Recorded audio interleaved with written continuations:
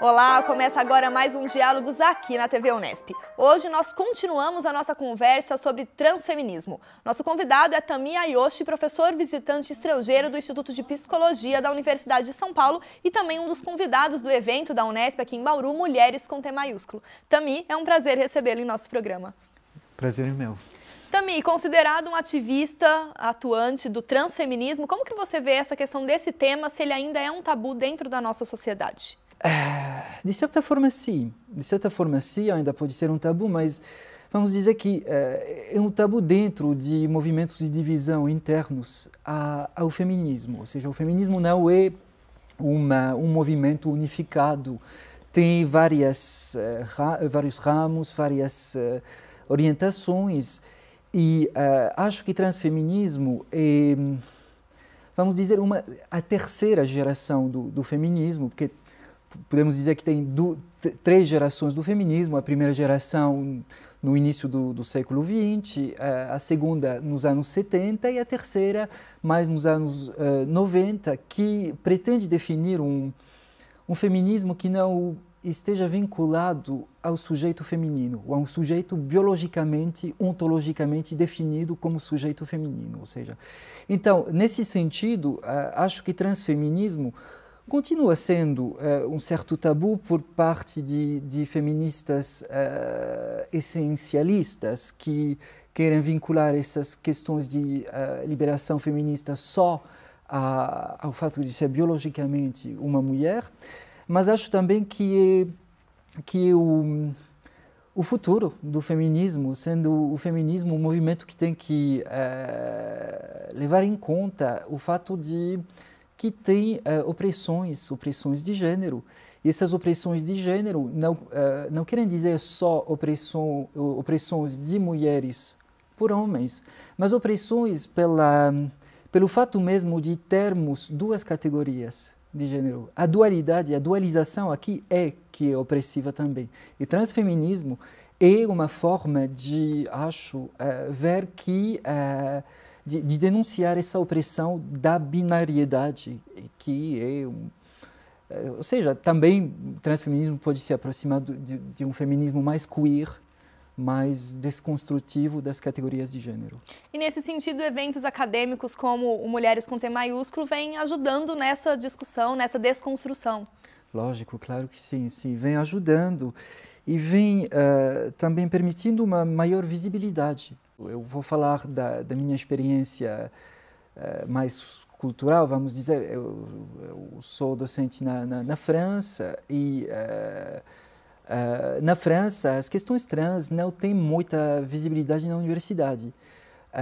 E se precisa justamente que se fale mais dessas questões por parte de pesquisadores, por parte de pessoas trans, que sejam consideradas não como objetos dessas falas, mas como sujeitos próprios dessas falas. Isso é que falta muito na universidade. Tem muito poucos docentes trans, muito poucos pesquisadores trans e os estudantes trans têm menor visibilidade também. E nesse sentido, professor, quais outros atores sociais, né, a universidade atua nesse sentido de formação de novos profissionais e abrir a mentalidade das pessoas, dos jovens, para essa discussão seria fundamental, mas que outras pessoas dentro da sociedade poderiam contribuir para esse debate? A mídia seria um canal? Que outros atores? A mídia é indubitavelmente um canal. Bom, falando da minha própria experiência, eu acho que a psicologia, a psicanálise, sempre que continue desconstruindo alguns dos seus engesamentos, pode ser também um canal para repensar essas ideias e, de forma mais geral, o que se chama de estudos de gênero, que é uma disseminação de perspectivas em várias áreas do conhecimento que pretendem desconstruir de várias formas, pela história, pela antropologia, pela psicologia, filosofia, são canais para tentar repensar essas categorias totalmente engessadas de gênero. E nesse sentido, a discussão também política de legislação ela é importante para esse debate, mas sobre isso a gente conversa daqui a pouco. Tá. O Diálogos faz um breve intervalo e já volta.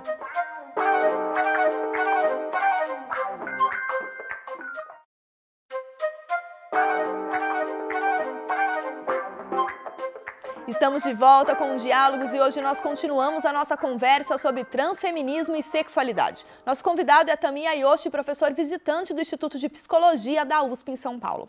Professor, comentávamos sobre a questão da política, né, de como a legislação pode, de certa forma, incentivar o debate e promover uma maior igualdade de gênero. Eu gostaria que o senhor continuasse a pontuar, enquanto uma atuação política, em que medida isso poderia ser feito para fomentar esse diálogo? Tá. Então, eu acho que vou falar mais uma vez da situação que menos desconheço, que é a situação francesa. Tem muitos problemas e muitos impedimentos na legislação no que diz respeito às questões trans. Uma das reivindicações principais é aceder à possibilidade de uma mudança de identidade de gênero nos documentos. Porém, essa mudança, porque nos documentos franceses sempre é mencionado o sexo. Uma amiga brasileira me mostrou que aqui no Brasil o sexo não é mencionado. Na França é mencionado, o que acaba, obviamente, colocando muitas adversidades, muitas dificuldades para pessoas trans que se identificam num gênero que não corresponde ao sexo designado de nascimento. E que acaba causando muitos problemas no cotidiano, no dia a dia. Então, o problema nessa legislação é que se pode aceder a uma mudança da menção de sexo nos documentos de identidade só depois de uma cirurgia de transexualização. A legislação em França mudou um pouco em 2010, e dizendo que não se precisava necessariamente uma cirurgia de transexualização, mas que se precisava uma esterilização, o que acaba causando uma violência absolutamente tremendíssima e que mostra como o Estado se infiltra e dirige, ou seja, rege as configurações de corpo, de sexo e de gênero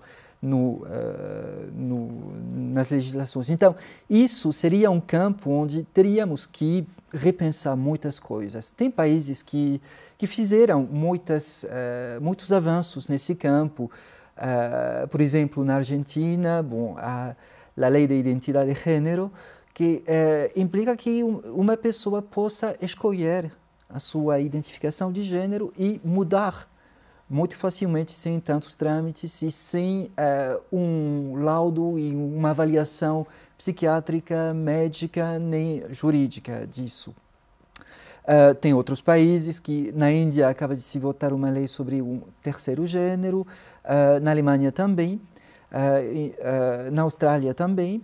Então, temos exemplos internacionais de formas diferentes de pensar a legislação que talvez nos fazem pensar na necessidade de abordar as coisas não a partir de uma binariedade imposta de saída, logo de saída, aqui dizendo que tem necessariamente homens e mulheres e nada que fique fora dessas categorias engessadas. A gente conversando sobre a questão da desconstrução dos estereótipos, dessa dualidade, né, homem, mulher, se houvesse, na sua opinião, uma mudança da legislação, se a legislação começasse a abarcar esse terceiro gênero, como o senhor colocou, o senhor acredita que a sociedade aceitaria mais facilmente a discussão desse tema, essa relação da identidade de gênero? Acho que eu sou muito otimista. Ainda que a sociedade vá arrastando muitas coisas bem difíceis de elaborar, mas eu sou optimista no sentido de que a questão é ser informados, sermos informados de várias coisas que, por desconhecimento, por ignorância, não nos recusamos a encarar. Então, acho que a sociedade pode, com o tempo, com informação adequada, acompanhar essas mudanças. E acho também que, várias vezes, a legislação teve que fazer a avançada, fazer o avanço, e a sociedade logo acompanhou. Por exemplo, a pena de morte na França passou primeiro pela legislação. Se tivessem feito naquela época um referendo, não teria sido aceita a abolição da pena de morte.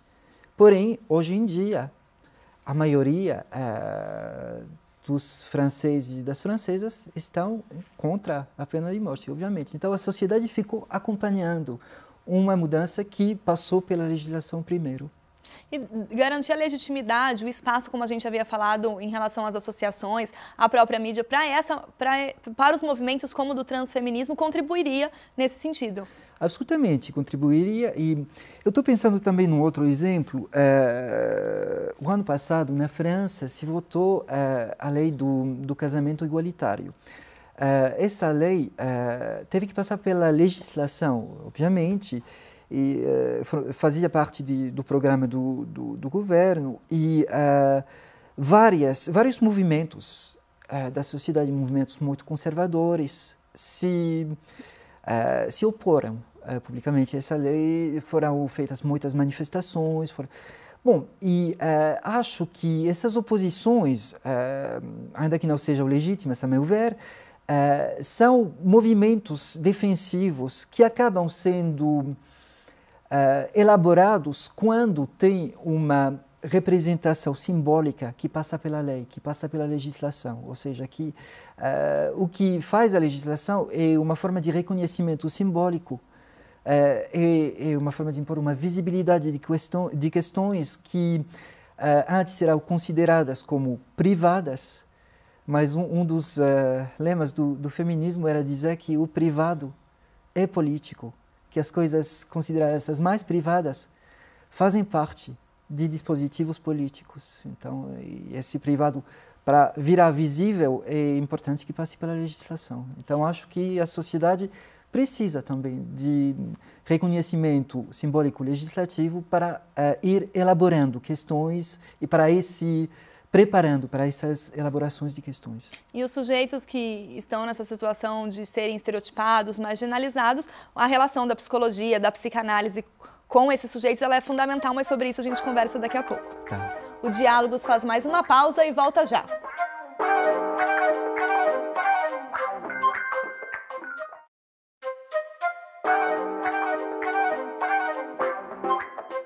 O Diálogos está de volta e hoje nós conversamos sobre transfeminismo e sexualidade. Nosso convidado é o professor da USP, Tami Ayoshi. Professor, o senhor estuda, né, na área de psicologia a questão da psicanálise. Como que a psicanálise encara essa questão da sexualidade que nós temos discutido no programa? A questão da sexualidade ou a questão da transidentidade? As duas questões? As duas coisas, sim. Bom, a questão da sexualidade não daria para responder rapidamente, porque a questão da sexualidade é a questão da psicanálise, na verdade. É o tema mesmo da psicanálise. Sendo sexualidade definida num sentido muito mais amplo, ou seja, trata-se daquilo que se chama sexual infantil, que não é sexualidade quanto prática sexual, mas que é a busca de prazer, de um extra de prazer que não seja redutível a uma função biológica. Isso é que, segundo a psicanálise, constitui a psique humana. Ou seja, sempre esse princípio de prazer, uma busca de prazer que não seja redutível à satisfação de uma função biológica. Ou seja, é dizer logo de saída, que sexualidade não tem nada a ver com biologia na psicanálise. Então, no que diz respeito às transidentidades, bom, tem umas tradições psicanalíticas que, infelizmente, ficaram muito vinculadas a abordagens muito médicas, muito psiquiátricas das questões transidentitárias e que foram repetindo discursos médicos ou discursos totalmente discriminadores no que diz respeito a pessoas trans e discursos que vão impondo uma binariedade de gênero e um certo sistema, um dispositivo que deve forçar pessoas a se identificarem de um gênero ou do outro gênero, segundo algumas elaborações particulares da psicanálise, etc. Acho que esses discursos feitos em nome da psicanálise não são psicanalíticos. Acho que são discursos de resistência. A psicanálise são discursos de engessamento, de produção de saberes que se aproximam muito aos saberes médicos e que vão totalmente em contra do alvo do discurso psicanalítico, que é um alvo, sobretudo, desconstrutivista, ou seja, de desconstrução. Ou seja, em psicanálise não tem construção de saberes positivos. A psicanálise não pretende fomentar, criar categorias positivas do saber. Ela pretende mostrar que atrás de qualquer tipo de discurso, que seja um discurso cotidiano, um discurso midiático, um discurso acadêmico, detrás de cada tipo de discurso tem alguém que fala e que se endereça a um auditório. Ou seja, então, a pergunta principal da psicanálise é perguntar quem fala e a quem se está endereçando.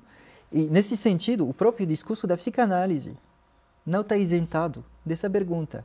Quando tem teorias em nome da psicanálise que pretendem construir saberes sobre transidentidades, acho que cabe aqui perguntar quem fala aqui, em que tipo de dispositivo político se está situando a pessoa que está falando, em que tipo de subjetividade, em que tipo de processos inconscientes e a quem se está endereçando aqui, para fazer que a psicanálise continue sendo psicanalítica, ou seja, continue desconstruindo, inclusive, o próprio discurso. Professor, e nessa questão da sexualidade, com a infância, com a adolescência, nós conversamos no quadro Ponto de Contato de hoje com a professora Patrícia Porchat, do Departamento de Psicologia, sobre essa discussão da sexualidade na infância e na adolescência. Vamos ouvir.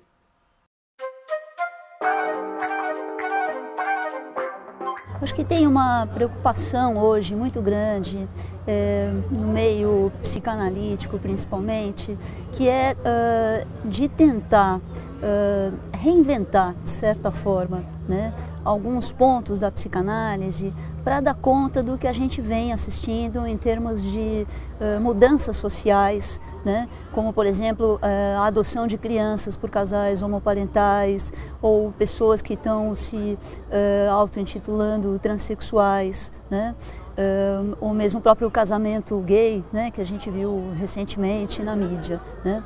Então, a gente tem uma teoria na psicanálise, né, como o professor Tami comentou, que permite a gente pensar uma multiplicidade de gêneros, né, uma multiplicidade de expressões também da sexualidade, né. Mas quando a gente está tratando de crianças e de adolescentes, a gente tem, acho que o primeiro grande, não sei se choque seria a melhor palavra, que é o que os pais pensam sobre os seus filhos, né? Como é que os seus pais lidam com todas essas possibilidades que vão aparecendo no social, mas que quando eles se deparam com as suas próprias crianças, colocando questões ou manifestando também diferenças em relação àquilo que eles esperavam, eles não sabem muito o que fazer e acabam procurando o psicólogo, o psiquiatra, o médico, né?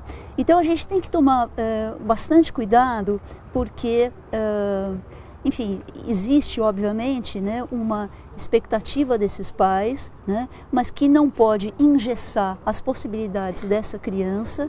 Da mesma forma, existe muitas mudanças rápidas na sociedade e isso não quer dizer que as famílias acompanhem, né? Então, a gente tem que estar num lugar, a partir da psicanálise, de escuta tanto dessa família quanto dessa criança, para que nenhum sofra mais do que, enfim, né, do que é necessário, digamos assim, né? Então eu acho que a conversa hoje em dia da psicanálise com os estudos de gênero, com a teoria queer, né, com alguns estudos antropológicos, é o que permite uma abertura para o profissional da psicologia e da psicanálise para poder entender todo esse movimento. E a gente enfrenta sim, né, acho que enfrenta uma, não sei se guerra é exatamente a palavra, né, em geral com a psiquiatria, né, que tende a patologizar muito prontamente qualquer manifestação diferente daquilo que é esperado, né? A gente tem que barrar um pouco essa tentativa de achar uma solução, é uma doença, é um distúrbio, é um transtorno, né? E poder ter uma escuta. E eu acho que os pais muitas vezes vêm também com esse discurso comprado, que é, meu filho ele tem um transtorno, vamos curar já. Né? Vamos dar uma solução já. E não, né? As crianças, por exemplo, experimentam brincar com gêneros diferentes. Né? Um menino pode, de repente, experimentar brincar de boneca e daqui a pouco desistir, ou não, né? E continuar nesse caminho. Mas tem que ter o espaço da experiência com o gênero, né? Que eu acho que faz parte da vivência da criança. Ela tem que imaginar, ela tem que passear pelos lugares. Acho que isso é muito difícil, né, para os pais de maneira geral, para a nossa sociedade de maneira geral. Mas é um movimento que está acontecendo em vários países, né, e eu acho que aqui no Brasil, enfim, a gente não pode deixar de pensar sobre essas coisas. Professor, pensando nessa discussão, uma questão que muita gente coloca é se essa sexualidade ela é inerente às pessoas, se todo mundo já nasce com um determinado gênero, ou em que momento que se dá essa questão de que a pessoa se assume e se identifica com outros gêneros, como a gente conversou com a Hayley no primeiro programa sobre transfeminismo. Então, eu não acho que seja de nenhum jeito inata nem a sexualidade, nem a identificação de gênero. Sendo aqui bem claro que a identificação de gênero não tem a ver necessariamente com o corpo, com substrato biológico. Então, não é inato no sentido que ambas, a sexualidade e a identificação de gênero, são construídas dentro do âmbito familiar que está situado num contexto social, ou seja, a família não é uma coisa absolutamente isolada de um contexto social e de representações sociais de gênero e de sexualidade transmitidas por esse contexto social e que vão sendo transmitidas pela família. Então, acho que, bom, se voltamos a Freud, Freud desbiologizou a sexualidade, fazendo da sexualidade, no centro da sexualidade tem a pulsão, e a pulsão não tem um objeto fixo, a pulsão vai inventando o seu objeto. Portanto, se a sexualidade é desbiologizada, ou seja, desvinculada do objetivo de reprodução, a própria complementaridade entre os sexos fica também totalmente desconstruída, ou seja, não há necessariamente, em termos psicanalíticos, dois sexos complementares, precisamente porque não há uma sexualidade biologicamente definida. Então, nesse sentido, eu acho que todos nos subjetivamos ou nos subjetivizamos a partir desses âmbitos familiares e sociais nos quais estamos, limitando uma escolha de possibilidade que, logo de saída, é múltipla. Todos nos subjetivizamos de forma bastante defensiva, definindo dessa forma defensiva uma identificação de gênero e um tipo de orientação sexual. Porém, em termos psicanalíticos, as orientações sexuais e as identificações de gênero são múltiplas, logo de saída. E nos subjetivizamos recortando. Às vezes, esses recortes ficam muito engessados, o que dá lugar a identidades totalmente rígidas de, sei lá, homens héteros que vão ser muito homofóbicos, de outros tipos de recortes muito engessados. E esse tipo de recusa da multiplicidade, na verdade, é muito defensiva, porque narcisicamente precisamos, de certa forma, de uma certa unificação. Porém, em termos psicanalíticos, a unidade é sempre imaginária, é sempre uma construção narcísica. somos múltiplos, na verdade. Então, só para responder à sua pergunta, não tem nenhuma sexualidade, nem nenhuma identificação de gênero que esteja definida logo de saída. Tudo se constrói nas relações com os outros e nas designações pelos outros. Ou seja, eu me identifico num gênero, me identifico numa orientação sexual, não é só por própria escolha pessoal, mas também porque fui designado, fui prescrito, ou seja, fui colocado nesse lugar pelo outro, que me designa assim, como menino, como menina, como gay, como hétero, como etc. E que a gente possa, professor, respeitar toda essa multiplicidade que o senhor falou. Muito obrigado por sua participação. Obrigado. O Diálogos de hoje fica por aqui. Se você quiser rever os programas sobre transfeminismo, acesse o nosso site. Obrigada pela companhia e até mais.